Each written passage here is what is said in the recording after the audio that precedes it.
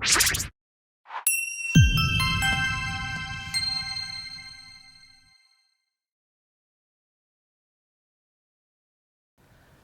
Kuiperian, saya Cecep Saiful Mukti. Di video ini saya akan membahas soal SBMPTN tentang ini, optika.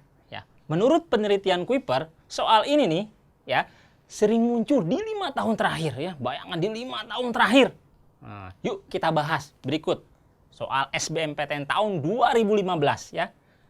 Sebuah lensa tebal memiliki permukaan bikonveks. Bikonveks ini artinya dibentuk dari dua buah lensa cembung, yaitu lensa positif ya. Dengan jari-jari kelengkungan masing-masing 30 cm dan 50 cm. Ya. Jika indeks bias lensa 1,5 atau 3/2 ya. Oke. Maka jarak fokus lensa ya ketika berada di air. Nah, informasinya indeks bias air adalah 4/3. Langkah pertama adalah kita mengidentifikasi, klasifikasi apa yang diketahui dan ditanyakan. Yang pertama, ini dia nih. Jari-jari masing-masing 30 cm dan 50 cm. R1. Nah, ingat, lensa cembung, lensa positif. Maka saya kasih di sini tandanya positif 30 cm. Kemudian ini R2. Nah, R2 saya skip ya tandanya. Cukup saya tuliskan saja 50 cm. Apa maksudnya? Nanti kamu akan tahu ya. Selanjutnya ini dia. Ya. Indeks bias lensa yaitu sebesar 1,5. Saya tulis sebagai NL. 1,5. Dan ini mediumnya adalah air ya. NM yaitu 4/3. Nah, langkah selanjutnya adalah kamu harus hafal rumus untuk menentukan fokus lensa ya tersebut di udara pertama. Oke. Jangan lupa rumusnya yaitu 1/F sama dengan NL NM. NL dibagi NM dikurangi 1. Indeks bias lensa dibagi indeks bias medium dikurangi 1 dikalikan dengan 1/R1 ditambah 1/R2. Oke, kenapa saya kasih positif? Karena saya memandangnya dari luar, bukan dari datangnya sinar. Karena kalau saya melihat datangnya sinar, maka ini tandanya negatif. Ya, lalu saya akan berikan R2-nya adalah negatif 50. Oke, nah untuk memudahkan perhitungan, biar kamu tidak belibet dengan tandanya, maka saya melihatnya dari luar bahwa bikonveks ini dibentuk dari dua lensa cembung, yaitu lensa positif dan positif. Maka saya kasih tandanya untuk R2 positif juga. Dengan catatan rumus ini menjadi positif. Ya. Kenapa? Ya, biar mudah. Oke, sekarang kalau kamu kasih berdasarkan jalannya sinar, maka R2 adalah negatif. Nah, berarti rumusnya juga di sini negatif. Nanti negatif ketemu negatif, alias negatif kali negatif kan positif, sama saja. Itu untuk memudahkan saja, ya. Oke, sekali lagi ingat. Saya lebih suka melihat lensa ini dari luar, jadi tidak dari datangnya sinar. Sehingga rumus ini tetap abadi dalam diri saya. Gitu. Oke, sekarang kita substitusi. Substitusi, masukkan bilangan-bilangannya. Oke, ya. Ini dia. 1/F sama dengan ya NL, indeks bias lensa, yaitu sebesar 1,5. Nah, NM indeks bias medium. Nah, kalau ini mediumnya yang kedua yaitu NM di air, NMA ya. NMA. Nah, sekarang kalau indeks bias yang pertama kan di udara. Maka harus paham, tidak disebutkan dalam soal, kamu harus hafal bahwa NM di udara, NMU itu adalah 1. Ya, harus hafal itu ya, gampang sekali, 1. Nah, jadi ini adalah indeks bias yang pertama yaitu di udara, dikurangi dengan 1 dikalikan dengan 1/R1 yaitu 1/30 ditambah 1/50. Oke, lanjut saja. Ini 1,5 dibagi 1, 1,5 dikurangi 1, 0,5. Kemudian ini kita samakan penyebut ya, yaitu 150 dibagi dengan 30 adalah 5 kali 1 adalah 5, ditambah 150 dibagi 50 adalah 3, dikali 1 adalah 3. Nah, maka 0,5 dikali dengan 8/150. Nah, ini 0,5 kita kalikan dengan 8. Ini 0,5 kan setengah ya. Ya, pecahannya. Kalikan 8 berarti 4. 4/150. Nah, ini adalah satu fokus lensa tebal di udara. Saya tulis FU. Ya, gitu ya. Oke, nah kita akan menentukan berapa FU-nya. FU-nya biasa kalau anak-anak SMA mah ya, dibalik Pak, dibalik Kak. Ah, ya udah, kita balik ya.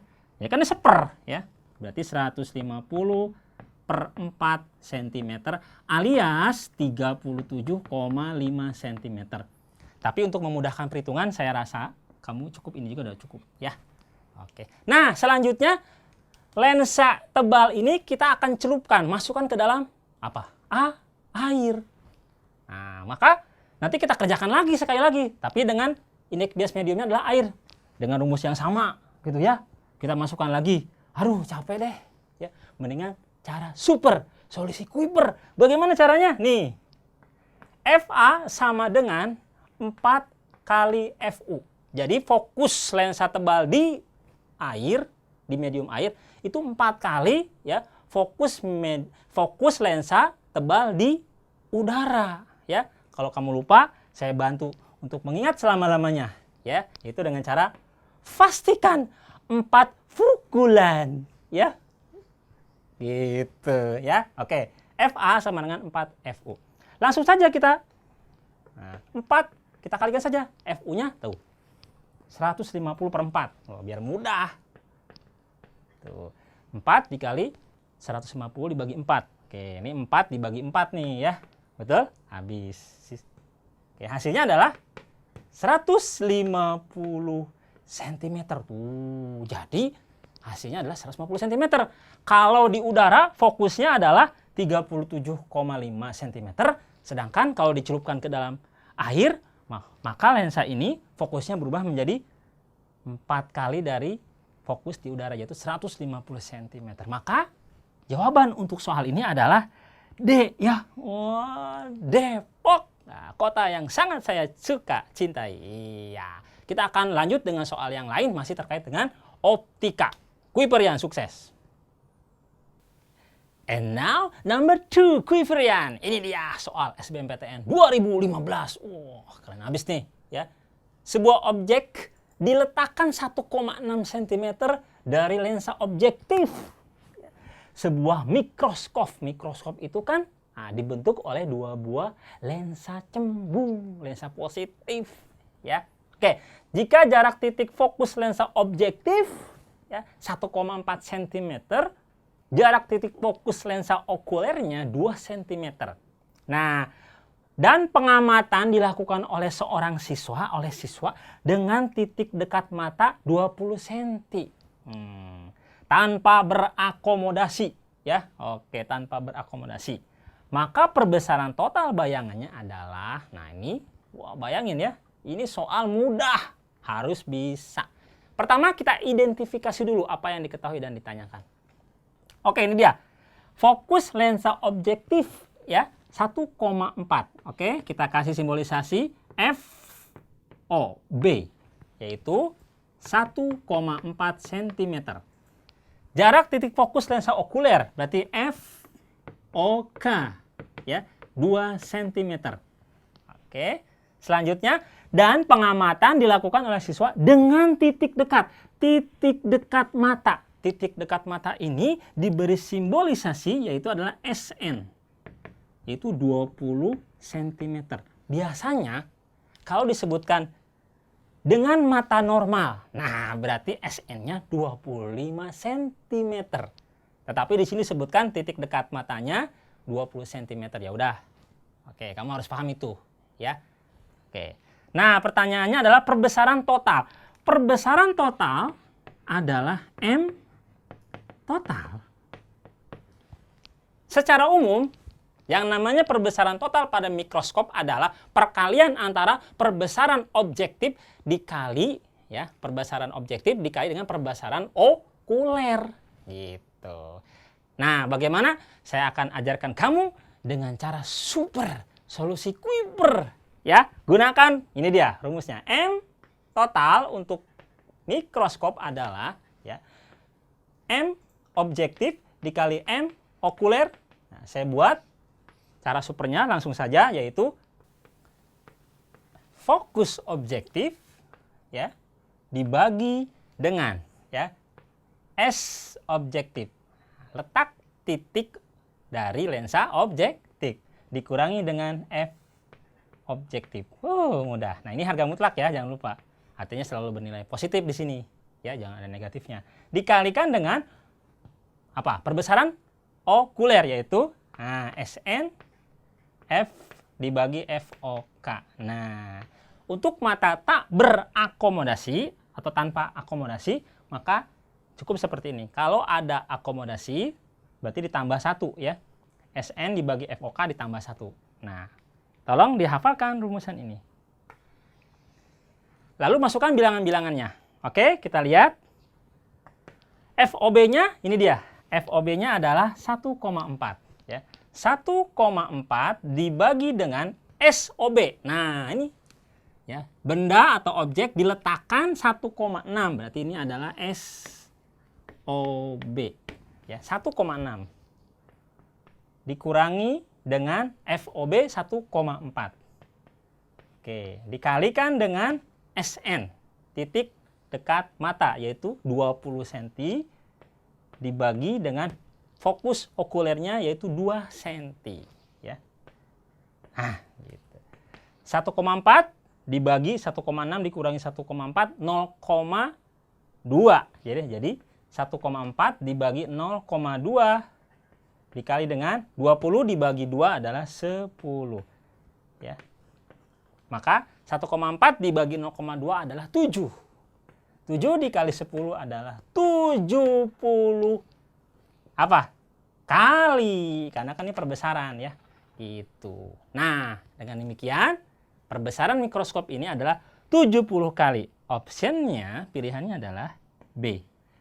Nah, nanti kamu tinggal latihan saja. Barangkali nanti yang ditanyakannya adalah letak benda ya dari objeknya, SOB-nya. Nah, yang penting kamu hafal cara super rumusnya, cara supernya ya, cara supernya. Atau nanti mencari juga berapa titik dekat mata anak tersebut. Bisa jadi kan? Yang penting kamu hafal ya cara supernya, solusi Kuiper, ini dia rumusnya. Itu saja, nanti kita akan lanjut soal yang lain masih terkait dengan optika. Yes. Soal nomor 3 Kuiperian ya, masih tentang optika. SBMPTN tahun 2015. Nih bentuk soalnya sepertinya ya agak berbeda, tidak A, B, C, D optionnya, tapi dia adalah sebab akibat. Kita akan mencari pernyataan 1 benar atau salah, pernyataan 2 benar atau salah. Langsung saja ya. Oke, ini dia. Gelombang cahaya diarahkan pada celah ganda secara tegak lurus dengan garis hubung antar celah. Jika jarak antar celah dijadikan setengah kalinya, jarak antara pola terang yang berurutan juga menjadi setengah kalinya. Betul atau salah? Nih. Ini adalah jarak antar celah ya. Mula-mula yaitu D1, kita sebut katakan D. Nah, berdasarkan soal diinginkan bahwa D2-nya ya dijadikan setengah kali mula-mula, yaitu setengah dari D. Maksudnya dia menjadi seperti ini. Nah, setengahnya. Nah, gitu. Gitu ya, setengahnya. Jadi adalah D2. Nah, apakah atau bagaimana pengaruhnya terhadap pola terang yang berurutan? Disebutkan di sini adalah menjadi setengah kalinya. Kita lihat. Kita gunakan dengan cara super bahwa delta P, pola terang yang berurutan atau pola graf yang berurutan itu adalah ya L dikali lambda. L itu adalah jarak celah ke layar ya, dibagi L dikali lambda. Lambda adalah panjang gelombang yang digunakan pada saat percobaan, dibagi dengan D. D itu jarak antar celah.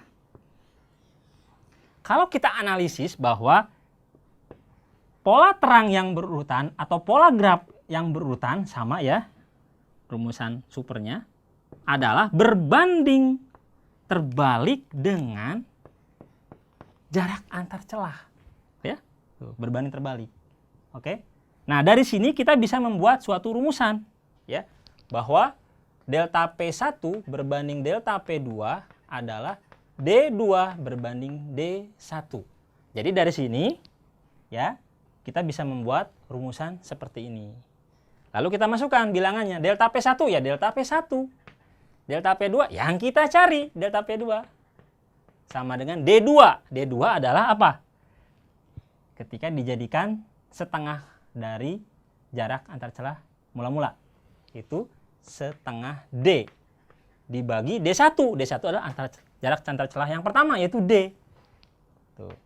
Nah, kita saling membagi nih D-nya. Sehingga kita dapatkan delta P1 berbanding delta P2 sama dengan 1/2. Lalu kita kali silang. Ya, delta P2 kali 1 delta P2. 2 dikali delta P1, 2 delta P1. Tuh, jelas bahwa jika ya, jarak antar celah dijadikan setengah kalinya, maka jarak pola terang yang berurutan adalah 2 kali semula. Sedangkan di sini disebutkan jika dijadikan setengah kalinya, ya, jika jarak antar celah dijadikan setengah kalinya, maka pola terang, jarak antara pola terang yang berurutan menjadi setengahnya. Salah, harusnya 2 kalinya. Ya, gitu. Bisa dipahami ya? Mudah sekali. Jadi, dengan demikian pernyataan nomor 1 adalah salah. Kita lihat nomor pernyataan 2 atau pernyataan nomor 2. Interferensi maksimum pada percobaan yang terjadi jika beda panjang lintasan gelombang cahaya merupakan kelipatan setengah panjang gelombangnya. Awas. Ini ya, pernyataan ini nih, ini bukan pernyataan interferensi maksimum, tetapi pernyataan dari interferensi minimum. Ya, atau interferensi dalam pola gelap atau yang disebut dengan destruktif. Jadi yang benar yang mana? Interferensi maksimum ya terjadi jika beda lintasan kedua gelombang itu sama dengan 0 atau kelipatan bulat panjang gelombangnya. Ya, interferensi maksimum yang disebut dengan konstruktif atau pola terang. Nah, itu yang benar. Ya, berarti ini pernyataan salah. Ya, kenapa? Karena disebutkan kelipatan setengah panjang gelombangnya. Harusnya kelipatan bulat panjang gelombangnya. Gitu. Dengan demikian jelas sekali bahwa pernyataan 2 juga salah. Pernyataan 1 salah. Pernyataan 2 salah. Maka option untuk soal nomor 3 ini adalah E. Mudah kan? Demikian pembahasan soal SBMPTN tentang optika. Semoga bermanfaat. Salam Kuiper, sukses selalu.